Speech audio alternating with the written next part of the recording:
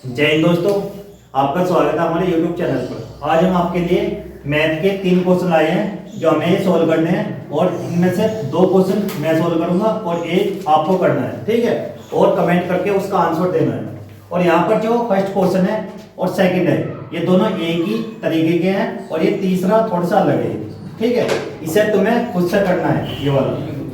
और ये जो पहला क्वेश्चन है इसे हम समझाते हैं। सबसे पहले समझना यहाँ पर क्या है, भूमि के किसी बिंदु P से एक 10 मीटर ऊंचे भवन के शिखर का उन्नयन कोण, भवन के शिखर पर एक ध्वज है, ध्वज के शिखर का P से उन्नयन कोण 45 डिग्री है, तो ध्वज दंड की लंबाई ज्ञात कीजिए। इसमें क्या पूछा है यहाँ पर समझ देखो। सबसे पहले क्या है, एक भूमि के किसी बिंदु P से, यहाँ पर ये मान लो यहाँ पर क्या भूमि है, देखो ये वाली ये क्या होगी, भूमि होगी, ठीक है, ये होगी भूमि। भूमि के किसी बिंदु P से, यहाँ पर कोई बिंदु क्या है, P है, यहाँ पर ये पॉइंट हमने क्या मान लिया P, ठीक है। P से एक 10 मीटर ऊंचे भवन, अब यहाँ पर क्या है, एक 10 मीटर ऊंचा क्या भवन है इस साइड में, यहाँ पर ये हो गया भवन यहाँ पर, ठीक है। ये कितना ऊंचा है, 10 मीटर इसकी ऊंचाई है। इस भवन की ऊंचाई है कितनी, 10 मीटर, ठीक है। और ये नीचे भूमि होगी और ये भवन हो गया। आगे क्या बोला, भवन के शिखर का उन्नयन कोण। अब यहाँ पर शिखर का उन्नयन कोण है, जब भी उन्नयन कोण बोलेगा तो हमेशा यहीं पे कोण बनेगा वो, ठीक है। तो कितना बोला उसने, 30 डिग्री, तो यहाँ पर हो गया 30 डिग्री, ठीक है। उसके बाद भवन के शिखर पर, अब इस भवन की बात हो रही है, ये भवन है इसके शिखर की बात कर रहा है यहाँ पर, ठीक है। भवन के शिखर पर एक ध्वज है, ध्वज का मतलब क्या, झंडा है यहाँ पर, ठीक है। यहाँ पर कोई झंडा है इस तरीके का,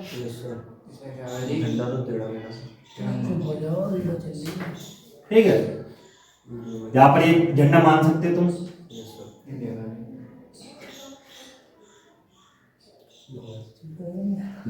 ये झंडा है, ठीक है।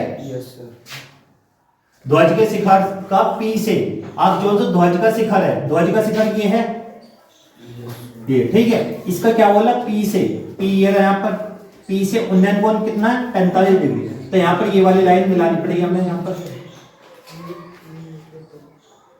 इस तरीके से, ठीक है। इस वाली लाइन का ध्यान रखना, बिल्कुल सीधी करनी है,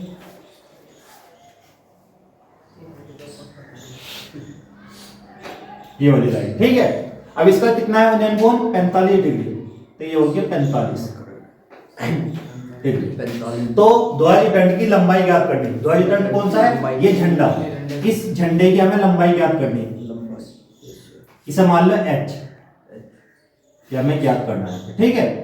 अब यहाँ पर ये P हो गया, इसका पॉइंट क्या मान लो, P Q R और ये बीच में S। अब इसमें 2 त्रिभुज है, देखो एक तो ये छोटे वाला है, एक पूरा ये जो कंप्लीट है, इसमें 2 त्रिभुज है, दोनों त्रिभुजों को अलग अलग लेंगे यहाँ पर, ठीक है। समझना है यहाँ पर। सबसे पहले हम क्या लेंगे, या तो 30 डिग्री वाला ले लो या 45 वाला, तुम्हारी इच्छा है। सबसे पहले हम क्या लेंगे, छोटे वाला। तो सबसे पहले हम बात करेंगे यहाँ पर त्रिभुज P Q S, त्रिभुज P Q S में सबसे पहले इसे लेंगे, ठीक है। जब ये लिखा आपने P Q S, यहाँ पर जो भूमि की जो लंबाई है तो 3 इसमें, तो यहाँ पर हम क्या मान लेंगे इसे, x। ये मान सकते हैं हम क्या, x दूरी है इसकी, ठीक है। तो यहाँ पर क्या, त्रिभुज PQS में सबसे पहले हम कौन सा त्रिभुज PQS में, तो tan थीटा बराबर क्या होता है, लंब बटे आधार, लंब बटे आधार। अब tan थीटा, थीटा का मान कितना है इसमें, 30, लंब कितना है यहाँ पर, 10। तो यहां तक की बात हुई अभी P और QS की, तो 10 मीटर, आधार कितना है x, और tan 30 का मान सभी को पता होगा कितना होता है, 1/√3 इसका मान होता है, तो 10/x, ठीक है। x की गुना इसमें अगर तो √3 की इसमें, तो यहां पर क्रॉस गुना हो जाएगी, x की 1 में x और √3 की 10 में 10√3। अब जो ये पूछता हमारे से कि जो P से Q तक जो मीनार है यहाँ तक की दूरी कितनी है, वो दूरी कितनी हो जाती 10√3। लेकिन ये तो हमारे से पूछा नहीं, इसमें पूछा क्या हमारे से झंडे की ऊंचाई कितनी है यहाँ पर। तो अब ये निकालेंगे, अब त्रिभुज क्या लेंगे हम P Q R में, ठीक है। त्रिभुज P Q R में tan थीटा बराबर लंब बटे आधार, सेम ऐसे ही लिखेंगे यहाँ पर, और बार बार यही यूज होगा यहाँ पर tan थीटा, ठीक है। tan थीटा की वैल्यू क्या है यहाँ पर, 45। लंब कितना है यहाँ पर देखो 10 और प्लस में ये भी आ जाएगा h, ठीक है। 10 प्लस h, क्यों यहाँ पर लंबाई हमें यहां से लेके यहां तक की लेनी है, और आधार कितना है हमारा x, ठीक है। और tan 45 का मान क्या होता है a, 10 plus h upon x का मान क्या होता है, यहां से लिखते हैं यहाँ पर 10√3। अब इसके नीचे एक मानकर क्रॉस गुना, इसकी इसमें गुना करते हैं, इसकी इसमें, तो पहले इसे लिया यहाँ पर 10 प्लस h बराबर 10√3, h यहीं पर रहने दो, 10 को ही साइड में दो, 10√3, ये प्लस का ही साइड में जाएगा माइनस, तो कॉमन क्या आ गया इसमें बताओ 10, तो क्या बचेगा √3 -1, ये इसका आंसर है।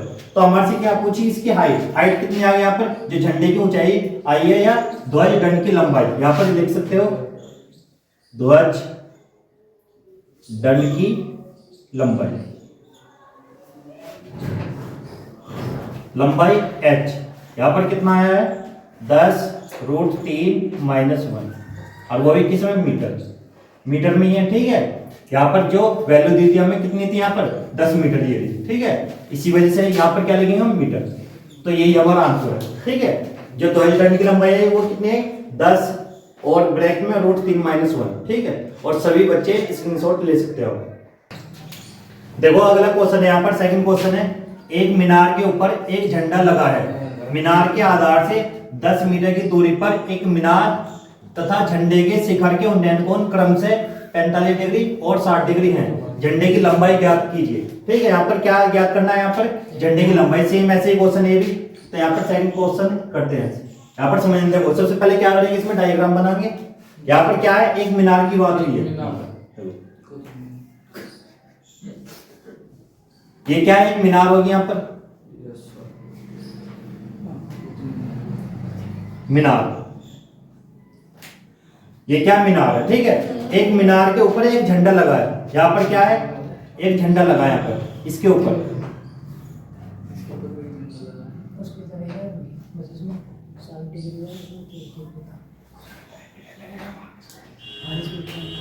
ठीक है। ये क्या झंडा लगा हुआ है मीनार के आधार से 10 मीटर की दूरी पर। अब यहाँ पर जो मीनार है ये इससे 10 मीटर की दूरी पर, यहाँ तक की दूरी बताइए 10 मीटर, यहाँ पर ये दूरी इसमें दी है, 10 मीटर की दूरी पर मीनार तथा झंडे के शिखर के उन्नयन कोण क्रम से कितने 45 और 60 डिग्री हैं। यहाँ पर क्या बोला देखो, समझ देखो 10 मीटर की दूरी पर, 10 मीटर की दूरी ये है मीनार तथा झंडे के शिखर के, जो मीनार है इसका जो शिखर है, मीनार ये है, मीनार का शिखर ये है, इसका जो उन्नयन कोण है, यहाँ पर उन्नयन कोण की बात की है, यहाँ पर एक तो ये क्या है देखो, मीनार की बात हुई है तो शुरू वाला है यहाँ पर 45 डिग्री, तो कितना हो जाएगा 45 डिग्री। फिर आगे क्या है, तो झंडे के शिखर, और झंडे का शिखर ये है यहाँ पर, शिखर झंडे के शिखर के उन्नयन कोण कितना है यहाँ पर 60, तो सेकंड में बात हुई है तो 60 डिग्री, ठीक है। तो यहां से हम एक लाइन खींचेंगे, ये यहाँ पर कितना हो गया 60 डिग्री। अब इसके कुछ भी नाम लिख सकते हैं यहाँ पर, जैसे ए बी सी और डी। अब यहाँ पर क्या निकालना है, झंडे की ऊंचाई पूछी है, झंडे की लंबाई ये वाला पूछा हमारे से, इसे क्या मान लेंगे हम h और इसे h डैश, ठीक है। अब यहाँ पर सबसे पहले हम क्या लेंगे, छोटे वाला त्रिभुज ए बी डी में, तो यहाँ पर लिखेंगे सबसे पहले त्रिभुज ए बी डी में। तो tan थीटा बराबर क्या होता है, लंब अपॉन आधार।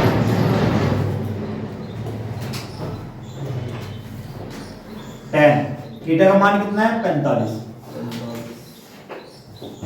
लंब कितना है यहाँ पर, यहां तक देखना है, यहाँ पर कितना है h, इसकी जो लंबाई है वो कितनी है मीनार की यहाँ तक h, और आधार कितना है 10।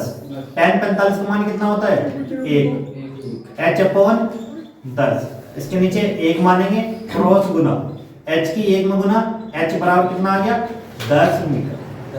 लेकिन हमारे से ये नहीं पूछा, जो पूछता है मीनार की ऊंचाई कितनी है, तो कितनी थी 10 मीटर, इसकी ऊंचाई 10 है। लेकिन क्या पूछा हमारे से, झंडे की लंबाई पूछी जो मीनार के ऊपर लगा है, ठीक है।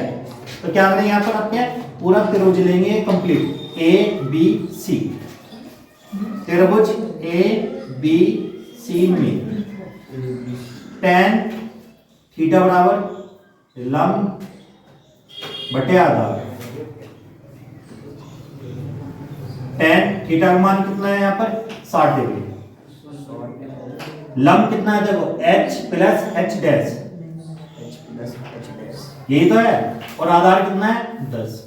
tan 60 का मान कितना होता है √3, h का मान हमने निकाले कितना 10 प्लस h डैश अपॉन 10, इसके नीचे 1 मानेंगे, क्रॉस गुना, पहले इसकी गुना करेंगे इसमें, तो क्या हो जाएगा 10 प्लस h डैश, 10 की √3 में 10 √3। अब सबसे पहले हम क्या करेंगे, h डैश यहीं पर है ना, रहेगा यो बराबर, ये 10 प्लस का इस साइड में जाएगा माइनस का, 10 √3 माइनस 10, तो क्या आएगा यहाँ पर h डैश बराबर, कॉमन क्या आ गया इसमें 10 और √3 माइनस 1 मीटर यहाँ पर। तो यहाँ पर क्या, तो क्या लिखेंगे यहाँ पर, क्या पूछा झंडे की लंबाई, तो यहाँ पर लिखेंगे झंडे की लंबाई कितनी है 10 और ब्रैकेट में √3 माइनस 1 मीटर। अब जो ये लास्ट का क्वेश्चन है, इसे सोल्व कर और कमेंट करके आपको बताना है, ठीक है। और आज की वीडियो को यहीं पे समाप्त करते हैं, और सभी बच्चों का थैंक्स।